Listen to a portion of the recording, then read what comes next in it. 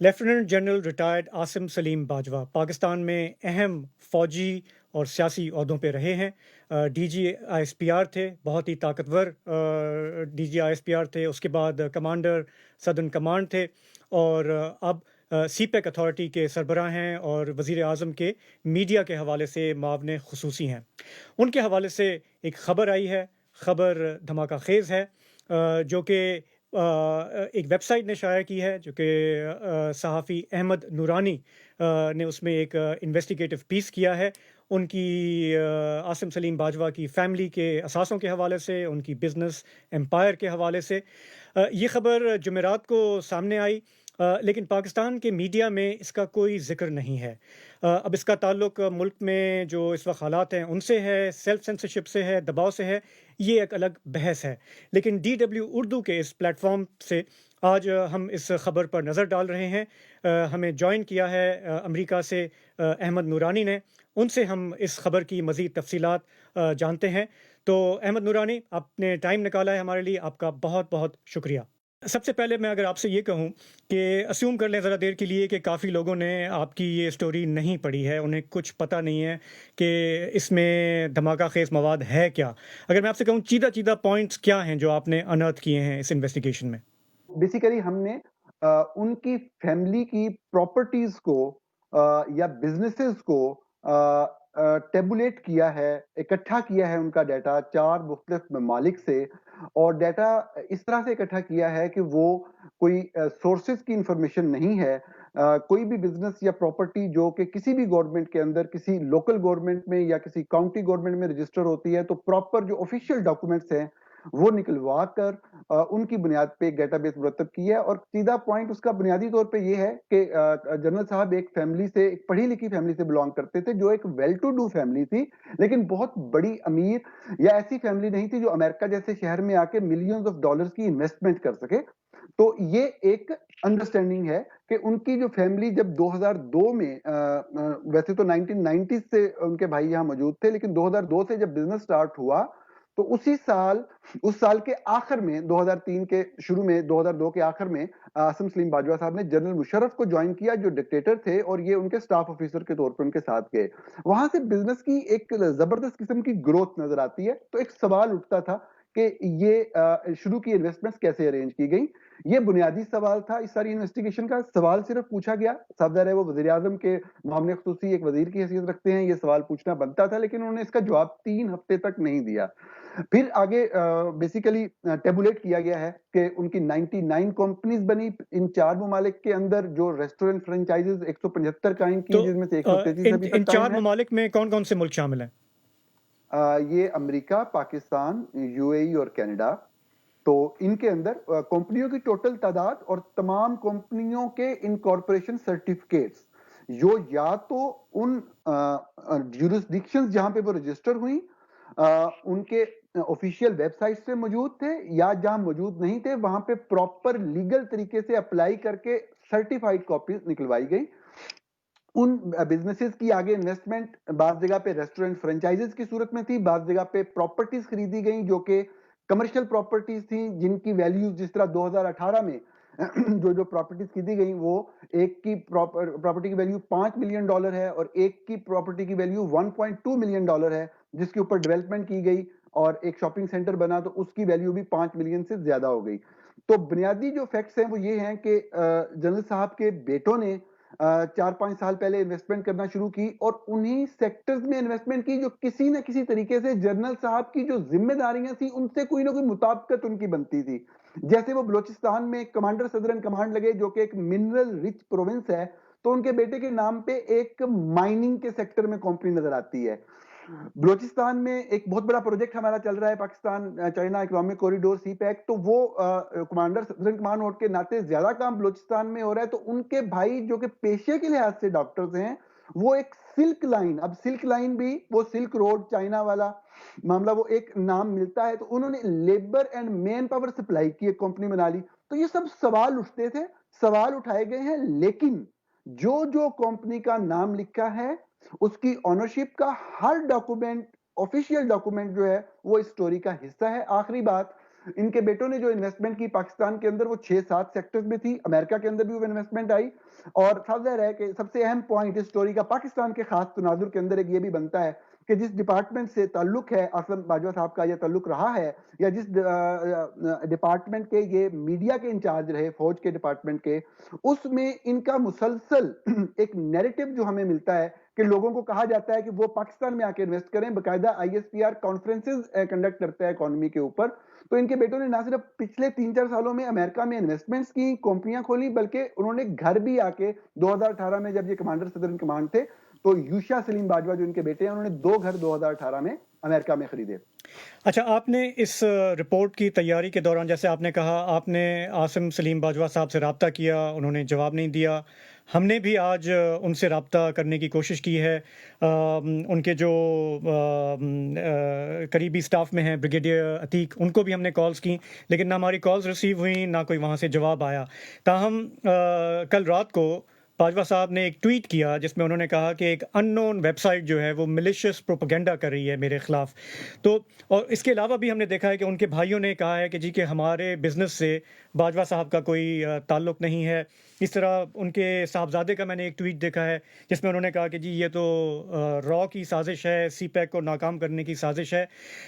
عاصم باجوہ صاحب یہ کہنے میں حق بجانب ہو سکتے ہیں کہ اگر میرے بھائیوں نے کئی سال پہلے جا کے وہاں پہ کوئی بزنس شروع کیا تو اس سے میرا کیا تعلق ہے؟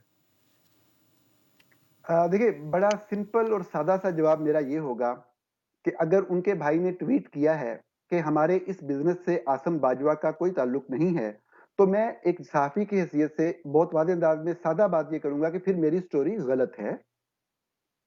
میں نے جو سٹوری کی ہے اس میں میرے سے سوال ضرور پوچھا جا سکتا ہے، لیکن کوئی بھی صحافی ان ڈاکومنٹس کا مطالعہ ضرور کرے گا جو میں نے ساتھ لگائے ہیں.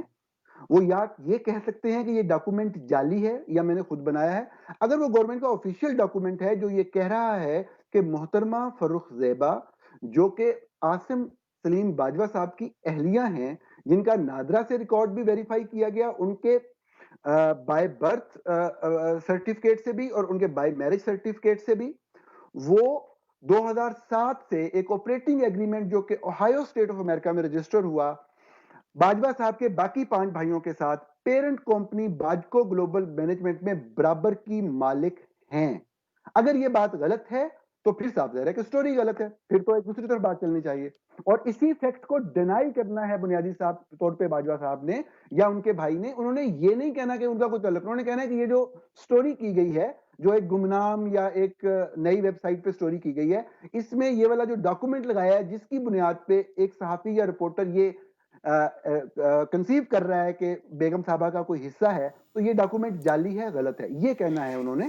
تو اس حد تک تو آپ کی بات صحیح ہے. میں نے ایک ٹویٹ دیکھا ہے ان کے بھائی کا، عبد المالک باجوہ کا، جو کہ پریزیڈنٹ ہیں اس باجکو کمپنی کے، اور انہوں نے کہا ہے کہ عاصم باجوہ اور ان کے صاحبزادوں کا کمپنی سے تعلق نہیں. انہوں نے ان کی اہلیہ کے بارے میں کچھ نہیں کہا. آپ کی اس رپورٹ میں آپ نے یہ بھی نشاندہی کی ہے کہ باجوہ صاحب نے جو اپنے ایسٹس وغیرہ ڈکلیئر کیے تھے، اس میں انہوں نے اپنی اہلیہ کی اگر کوئی بزنس انوالومنٹ ہے باہر یا ملک میں تو وہ بھی ظاہر نہیں کی ہے. Is that a big issue? Yes, that's a very big issue. Pakistan میں کوئی بھی شہری جو کہ ٹیکس ریٹرن فائل کرتا ہے، وہ پابند ہوتا ہے کہ اگر اس کی وائف اس کی ڈیپینڈنٹ ہے، یعنی کہ ان پہ انحصار کرتی ہے، وہ خود سے کوئی بزنس یا کاروبار نہیں کرتی، تو وہ اس کے ایسٹس بھی ڈکلیئر کرے گا. اگر وہ ڈیپینڈنٹ نہیں ہے تو وہ اپنے ایسٹس خود ڈکلیئر کرے گی. پارلیمنٹیرینز پہ یا جس طرح ایڈوائزرز یا اسپیشل اسسٹنٹس ہیں، جب یہ کوئی بھی ڈکلیریشن فائل کرتے ہیں، statement of assets and liabilities ہم اس کو کہتے ہیں، تو وہ پابند ہوتے ہیں کہ لازمی طور پہ چاہے ان کی وائف ڈیپینڈنٹ ہے یا ڈیپینڈنٹ نہیں. یہ بہت اہم فرق ہے. سب سے اہم فرق یہ ہم دیکھنے والوں کو سمجھنا ہے کہ وہ ڈیپینڈنٹ ہیں یا نہیں، اس کے ایسٹس ڈکلیئر کرنے ہیں. چلڈرن کا ڈیپینڈنٹ ہونا نہ ہونا میٹر کرتا ہے. اگر وہ ڈیپینڈنٹ ہو گئے ہیں تو پھر ضرورت نہیں ہے. انہوں نے باقاعدہ لکھا کہ میرے یا میری وائف کے پاکستان سے باہر کوئی اموویبل پراپرٹی نہیں. اس کے اوپر لائرز کی مختلف رائے ہے کہ اگر property is owned by the business اور بزنس ڈکلیئر کیا ہوا ہے تو کوئی مسئلہ نہیں. ہو سکتا ہے ان کی بیگم صاحبہ نے جو ایسٹس اپنے ڈکلیئر کیے ہیں اس میں کیا ہو. بات آصم باجوہ صاحب کی ہو رہی ہے. انہوں نے ڈکلیریشن دی ہے اور انہوں نے واضح طور پہ اسپیسیفکلی اپنے اور اپنی بیگم کے حوالے سے لکھا ہے کہ ان کا پاکستان سے باہر کوئی بزنس کیپٹل نہیں. تمام ٹیکس ایکسپرٹس اس بات پہ متفق ہیں کہ یہ ایک رانگ اور مس لیڈنگ ڈیکلیریشن ہے. انہوں نے نیچے جا کے انویسٹمنٹس کے خانہ میں اپنی فیملی بزنس میں اپنی وائف کی طرف سے 31 لاکھ روپے کا ذکر کیا ہے, لیکن اوپر انہوں نے نیل لکھا ہے کہ باہر نہیں ہے, ڈکلیئر کیا ہے, جو کہ غلط ہے. ٹھیک ہے, میں عاصم باجوہ صاحب کے پوائنٹ آف ویو سے یہ سوچ رہا ہوں کہ وہ یہ کہہ سکتے ہیں کہ چلیں مجھ سے بے دھیانی ہو گئی یا میں نے غلط بیانی کی ہے. اس میں جو ایک انسینویشن ہے اس رپورٹ میں وہ یہ ہے کہ یہ کرپشن ہے, مطلب انہوں نے اپنے عہدے کو غلط استعمال کیا, ان کی مال ملکیتیں جو ہیں ان کی فیملی کی وہ ملٹیپلائی ہوتی گئیں 4 ملکوں میں. اس رپورٹ میں آپ ظاہر ہے کہ اس حوالے سے تو کوئی ثبوت نہیں دے رہے کہ انہوں نے اگر کوئی کرپشن کی ہے تو اس کے حوالے سے تو کوئی ایویڈنس نہیں ہے سچ, رائٹ؟ بطور صحافی ہمارا کام, اور اس ادارے کا نام بھی فیکٹ فوکس ہے, ہمارا کام فیکٹس کو لوگوں کے سامنے لانا ہے, اور فیکٹس کو سنی سنائی بات کو نہیں, ثبوت کے ساتھ اور تصدیق کے ساتھ سامنے لانا ہے. عاصم باجوہ گورنمنٹ کے ایک اہم اور اعلیٰ عہدیدار ہیں. اس سے پہلے وہ پاکستان کے سب سے طاقتور ڈپارٹمنٹ آرمی میں بہت اعلیٰ عہدے پہ فائز رہ چکے ہیں. ان کے منسلک ان کے کاروبار, ان کی وائف یا ان کے بچوں کے کاروبار کے اوپر کام کرنا, اس کو سامنے لے کے آنا فیکٹس کی روشنی میں ایک صحافی کے طور پہ میرا فرض بنتا ہے. میں نے لوگوں کو بتا دیا کہ 2002 تک اس فیملی کے کسی ممبر کا, نہ بیوی کا, نہ بیٹوں کا, نہ کسی بھائی کا کوئی مکمل ملکیتی کاروبار دنیا میں کسی جگہ پہ نہیں تھا. ہو سکتا ہے ہو, وہ لائیں, ثبوت دے دیں گے, مجھے غلط ثابت کر دیں گے. نمبر ایک, 2002 میں معاملات شروع ہوئے اور بہت تیزی سے بڑھے. میں نے اس کے ثبوت مانگے ہیں, صرف یہ رپورٹ کیا ہے کہ میرے سوال کا جواب نہیں دیا. ہو سکتا ہے وہ کل کو کہیں جی یہ ہمارے پاس ثبوت ہے, لیکن سٹوری یہاں پہ ختم نہیں ہو رہی نا. سٹوری آگے چلتی ہے کہ یک دم آپ دیکھیں کہ ایک ایکول پارٹنرشپ آتی ہے ایک ملینز آف ڈالرز کے بزنس میں. نمبر 1, بیٹے انویسٹمنٹ کرتے ہیں تب جب وہ ٹاپ آفیسز ہولڈ کر رہے ہوتے ہیں, اور وہ سیکٹرز میں انویسٹمنٹ کرتے ہیں جن کا ان سے کوئی نہ کوئی زیادہ تر معاملات میں ریلیشن شپ بن رہا ہے. ریئل اسٹیٹ میں بہت بڑے بڑے بنگلے اور فارم ہاؤسز بن رہے ہیں, مائننگ کی کمپنیاں چل رہی ہیں, بیوریجز کی کمپنیاں چل رہی ہیں, مارکیٹنگ کی کمپنیز جو ہیں وہ بن رہی ہیں, مینوفیکچرنگ کی کمپنیز بن رہی ہیں.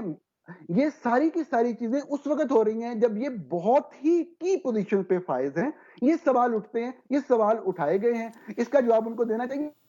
ٹھیک ہے, مطلب آپ کو یاد ہوگا کچھ میں آ مہینے کے پہلے جب ان کا کمانڈ کے طور پہ ان کا اسٹیٹمنٹ بھی سامنے آیا تھا, اور اس میں ایک گاڑی کی انہوں نے بہت ہی شاید کم قیمت دکھائی تھی, تو پاکستان میں کئی لوگ یہ مطالبہ کر رہے تھے, سوشل میڈیا پہ بھی ٹرینڈ چل رہا تھا کہ عاصم باجوہ منی ٹریل دو. تو ابھی یہ جو آپ نے ساری انویسٹیگیشن کی ہے اس کا بنیادی نقطہ کیا ہے کہ انہیں ایکسپلین کرنا چاہیے کہ اگر ان کی فیملی نے اتنا پیسہ بنایا ہے اور اس دور میں جب وہ بڑے بڑے عہدوں پہ تھے, کرتا دھرتا تھے, ISPR میں تھے, سدرن کمانڈ میں تھے, کہ ان کو جواب دینا چاہیے, مطلب یہ آپ کا بنیادی مقصد یہ ہے؟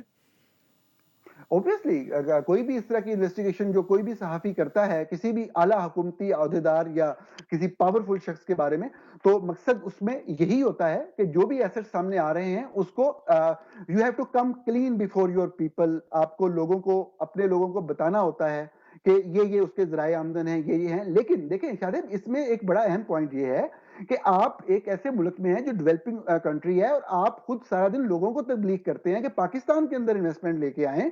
تو آپ کے چلو بھائی تو چلے گئے, انہوں نے انویسٹمنٹ کر دی, پھر آپ نے بھی اپنی بیوی کے ساتھ ان کے ساتھ حصہ ڈال دیا اور ملینز آف ڈالر کے کاروبار میں برابر کے حصے دار بن گئے. پھر آپ اپنے بچوں کو بھی سارے کاروبار جو ہیں وہ باہر یا UAE میں ہو رہے ہیں یا امریکہ میں ہو رہے ہیں. پھر آپ 2018 میں 2 گھر خرید رہے ہیں امریکہ میں, جب آپ کمانڈر صدرن کمانڈ پاکستان کے اہم ترین عہدے پہ فائز ہیں. تو یہ پاکستان جیسے صرف ایک تو آپ والی بات کہ بالکل جو پاورفل ہے اس کو اکاؤنٹیبل ہونا ہے, جواب دینا ہے, حساب دینا ہے, لیکن یہ فیکٹ ان کو بھی ڈینائی کرنے آ کے یا تو کہیں کہ یہ ساری باتیں غلط ہیں, نہیں انہوں نے گھر لیے یہاں پہ, نہیں کمپنیاں بنائی. ٹھیک ہے, آپ سے آخری سوال کہ آپ نے ظاہر ہے کہ کافی مہینے اس پہ محنت کر کے اس کو رپورٹ کو شائع کیا ہے. پاکستان میں ظاہر ہے کرپشن ایک بہت بڑا ایشو ہے, اور سیاستدانوں کی کرپشن کی بات ہوتی ہے, ایک جج ہیں ان سے منی ٹریل مانگی جا رہی ہے, صحافیوں کو بھی کہا جاتا ہے کہ وہ لفافہ صحافی ہیں.